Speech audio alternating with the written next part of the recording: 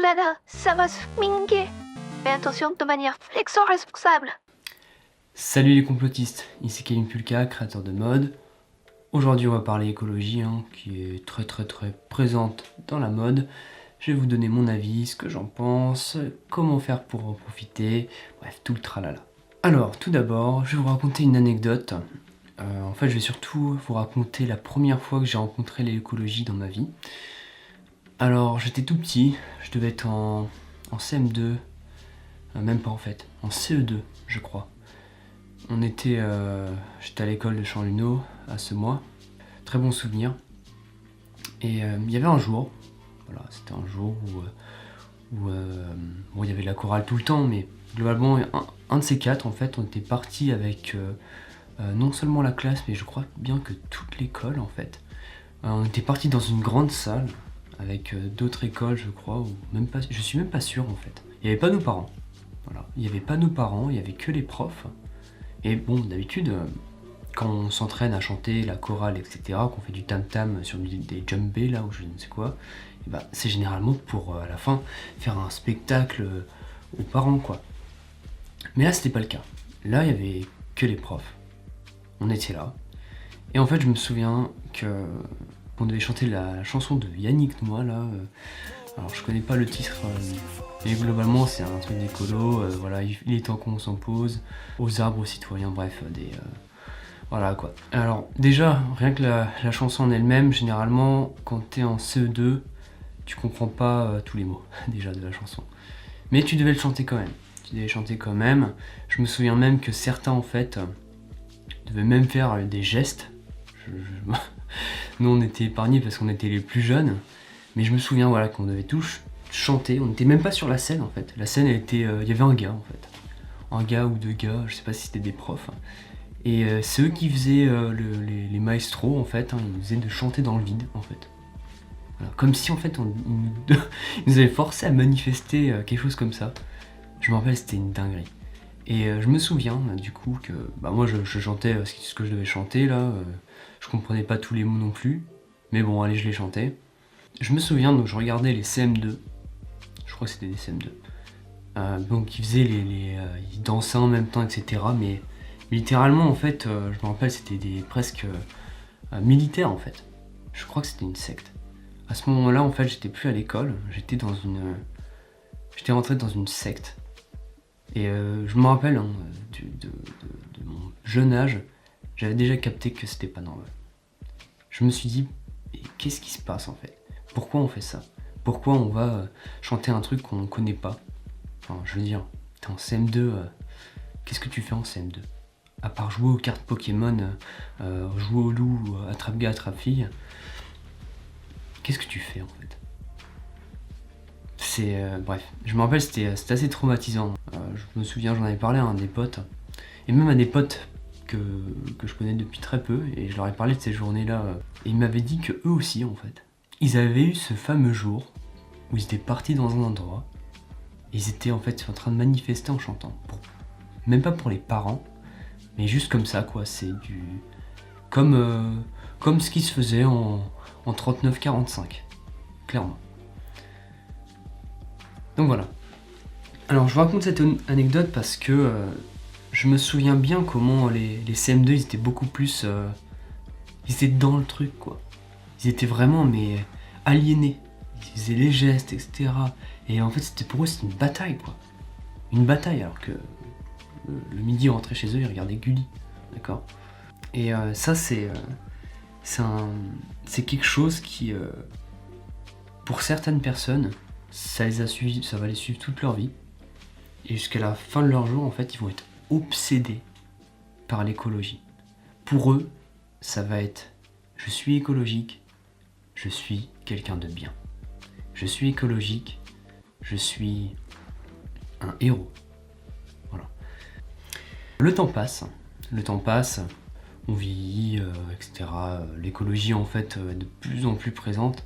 Au début, Yannick Noah, je rappelle, ce multipropriétaire capitaliste flexeur avec une vingtaine de gosses, qui éduque en fait les gosses à faire pas de gosses. Donc voilà, bref, ce gars-là a bien niqué le game, hein. Il a pris le billet, le petit million, hein, vous inquiétez pas pour la chanson, je pense qu'il était bien content. Et bon, par contre, il a détruit pas mal de mes amis hein, qui aujourd'hui courent dans les rues manifester au lieu de faire un peu d'argent, de faire une famille et tout simplement donner la vie à des enfants, quoi, tout simplement. Donc bah merci Yannick Noir, hein. Finalement t'es un peu... t'es un enfoiré, voilà, t'es un enfoiré. Donc voilà. Alors clairement, je vais être honnête avec vous, je suis pas le mec anti-écolo, déjà je sais même pas si ça existe, franchement, ça veut rien dire. Mais dans cette vidéo, du coup, je vais parler des effets que ça a eu sur ces gens. Je vais vous parler en fait de comment se faufiler comme une anguille dans cet univers, de tirer son épingle du jeu, et aussi en fait de comprendre l'hypocrisie en fait humaine. Hein, parce que évidemment, Yannick Noir il a fait cette chanson, voilà, méchant capitaliste, machin, non, vous êtes en train de détruire la planète, mais vous inquiétez pas les copains, qu'il a pris le billet. Et il s'est acheté plein de trucs après, hein. Il a fait d'autres gosses, et puis voilà, quoi. Il kiffe, là, il est parti aux îles Caïmans, le mec il se met bien à l'aise, pendant que bah, vous allez pas vous reproduire. Voilà. Donc cette vidéo va être assez croustillante, va être assez choquante, va être mais très intéressante je pense. En tout cas moi je prends beaucoup plus de plaisir à faire celle-ci que la plupart parce que ça m'a bien... l'écologie, ça m'a attaché en fait toute ma vie en fait. J'avais ça au collège, même en CM2, j'avais ça au lycée, j'avais ça en ingénierie, j'avais ça en école de commerce, j'avais ça dans la mode. Oh là là là là, j'en avais marre. Donc du coup, aujourd'hui c'est ma petite revanche. Et je vais dire ce que je pense de ce truc. Donc avant de procéder, je vais vous envoyer la petite pub. N'hésitez pas à faire un petit tour. Hein. Je sais pas si le site sera actif ou sera pas en stand-by au moment où je posterai cette vidéo. Mais voilà. N'hésitez pas à m'encourager à faire du capitalisme. Parce que moi aussi j'ai envie de, comme Yannick Noir, de tirer mon petit million et de dire aux autres de surtout pas faire de gosses, de surtout fumer beaucoup de joints et voilà quoi, de faire attention, ne pas trop profiter de la vie, hein, pendant que moi je vais bien profiter de la vie évidemment. A tout de suite les copains, et on en reparle. Allez, c'est la stop pub. Direction yomigoji.com pour choper toutes les ventes de ouf. Comme ce crop top super méga funky. N'hésite pas à acheter beaucoup de produits. Pour les plus courageux, des patrons seront disponibles pour créer des pièces de malade mentale. Pas besoin d'être un héros pour participer à nos concours sur Instagram. Likez et commentez pour remporter des fringues de folie. Oh là là les copains, l'horloge tourne. Allez, je me tire. Gros bisous les good kicks. Ok, on reprend les copains, donc bon bah maintenant on va parler de l'écologie dans la mode. Globalement, faut être suicidaire pour faire ça, hein, faut être un fou. Le seul bon point de faire l'écologie son arme de guerre pour sa maison ou sa marque, c'est seulement pour grappiller des likes sur Instagram. Parce que le bon point moins dans l'écologie, c'est que généralement il suffit de poster un truc, voilà, ouais, super, j'ai fait une veste avec les poils de mon chat, etc. C'est très écolo, je suis très génial. Et t'as d'autres personnes très écolo et très géniales qui vont vous liker parce que voilà, ah, toi t'es écologique, t'es quelqu'un de très bien, parce que moi je suis écologique et je suis quelqu'un de très bien. Mais sinon en fait faut être un malade mental parce que quand vous amusez à faire de l'écologie, donc à grappiller des jeans par là, des t-shirts par là, même si un peu de moisissure, voilà, vous trouvez un peu de trucs ici, etc. En fait vous faites de l'unité, à la limite si vous arrivez à faire une veste, bah, tant mieux pour vous, sauf qu'en fait vous n'allez pas en refaire deux comme ça, voilà. Du coup, pour une seule unité, vous allez faire du marketing, vous allez shooter un seul truc, vous allez essayer de la vendre, etc. Et personne ne va vous l'acheter parce que c'est con, mais les gens ne veulent pas de l'occasion, ils veulent pas de savoir en fait que leurs vestes qu'ils vont acheter 500 € par vous, que ça a été porté par je sais pas quoi, etc. Que vous l'avez trouvé à la poubelle du McDo, des trucs comme ça. C'est un mensonge. Il faut vraiment comprendre, les petits copains, que l'anecdote que je vous ai racontée de ma CM2 ou de ma CE2, c'est très important parce qu'il y a beaucoup de personnes qui ont... Ça s'est ancré en eux, qui pensent que l'écologie c'est leur bataille, ils doivent se battre contre le mal, etc. Ce sont pas des gens vaillants, des gens avec un honneur. Ça c'est une illusion. Donc effectivement quand ils sont devant le fait et devant l'occasion effectivement de prouver que ce sont des gens comme ils sont, comme ils se disent être, et ça va bloquer.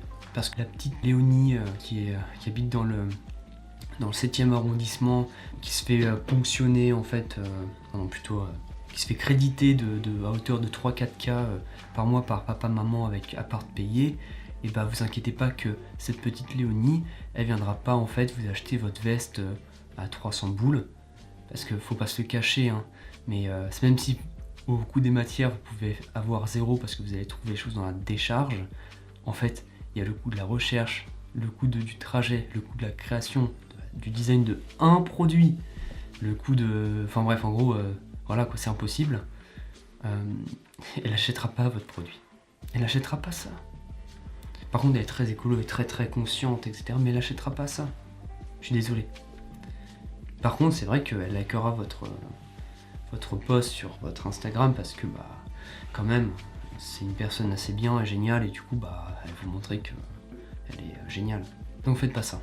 Faites pas ça. À la limite, c'est pas une mauvaise chose pour grappiller des likes parce qu'effectivement, c'est des gens, c'est comme ça. Tu montres un truc, ils vont pas réfléchir, ils vont liker. Mais c'est impossible. C'est impossible parce que le profit se trouve dans la quantité. C'est comme ça. C'est pour ça que d'ailleurs les grandes entreprises arrivent à brasser des thunes astronomiques parce qu'elles font tout en très grande quantité. D'accord ? Et pour vous dire quand même que pourquoi les gens ils participent à ça, pourquoi les écoles elles poussent à ça, pourquoi même en ingénierie tu fais des exposés de l'éolienne, machin, du panneau solaire de Janine, et pourquoi en école de mode tu dois absolument pareil, aussi parler de l'écologie, faire une veste avec les chewing-gums que tu ramasses en fait dans les rues de Paris. En fait c'est parce que, encore une fois, tout le monde maintenant, la plupart des gens, ils n'ont pas d'objectif comme ça de base, d'accord ? Généralement les athées ils sont comme ça. Je vais être honnête avec vous, mais c'est généralement les gens qui n'ont pas déjà d'une base de religion, qui s'aiment pas eux-mêmes, hein, qui s'aiment pas d'où ils viennent, etc. Généralement quand on leur propose en fait à l'école, on dirait bien que quand tu rentres chez toi, tu regardes Gulli, mon coco, est-ce que tu voudrais peut-être être un héros écolo peut-être, ça te dirait mon gars, ou alors être un super féministe. Ils te tirent une carte parce que forcément ils ont rien, ils ont pas grand chose, et je dis ça pas ça pour me moquer, hein, j'ai beaucoup de potes comme ça qui pourraient qui pourraient aller bien plus loin dans leur vie et qui sont bloqués dans cette loupe, tout simplement, et ils avancent pas dans leur vie. Donc je vais vous donner une bonne conclusion. L'important c'est évidemment de pas s'amuser à brûler tous les samedis matins, d'être anti-écolo parce que ça y est, vous avez vu un petit blondinet dire des conneries sur YouTube. Il faut se venger de Yannick Noah. Non, c'est pas ça le délire.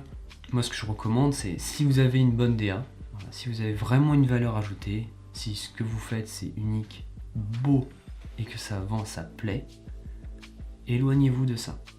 Ça sert à rien de vouloir vendre l'écologie alors que vous avez un top produit.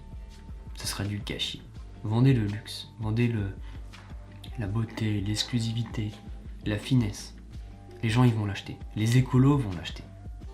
Donc en fait, sinon, pour tous ceux qui globalement ont un produit très moyen, très bof, peu travailler, ouais. Allez dans l'écologie quasiment, faites une story, toutes les 2-3 stories, parlez de l'écologie, à quel point votre truc c'est très écolo, très superbe.